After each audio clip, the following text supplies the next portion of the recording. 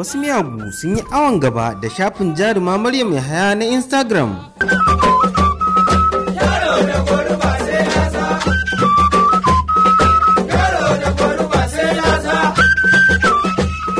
Fitacciyar jarumar fina-finan Hausan nan Maryam Yahaya wacce ta samu ɗaukaka a lokaci guda. Wasu miyagu sun yi awon gaba da shafinta na Instagram mai mabiya sama da 550,000.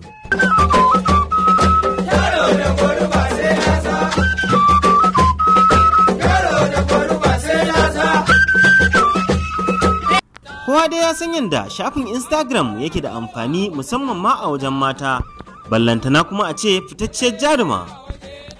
Jaruman Hausa fim dai mata da maza suna amfani da shafin Instagram ta hanyar ganawa da masoyansu a ko'ina suke a faɗin duniya.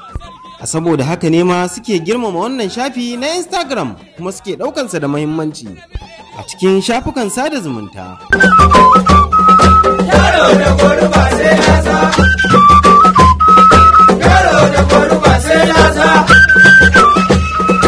Domin akwai jarumai da yawa wanda ba sa amfani da kowace kafar sadarwa in ba Instagram ba, don akwai jarumai da yawa da ba sa amfani da shafin Facebook. Amma har yanzu a cikin masana'antar Hausa fim babu wani jarumi wanda baya amfani da wannan shafi na Instagram. Dama dai jaruman suna kokawa musamman ganin yadda ake hakin ɗin akawun ɗinsu, wanda kuma sai sun tara mabiya da yawa sannan hakan yake faruwa.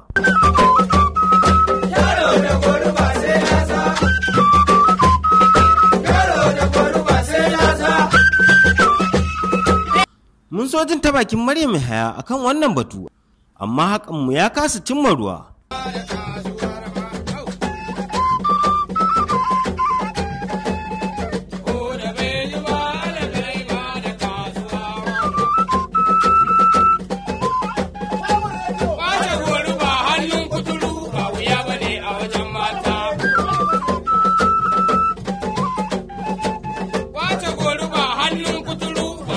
Yeah,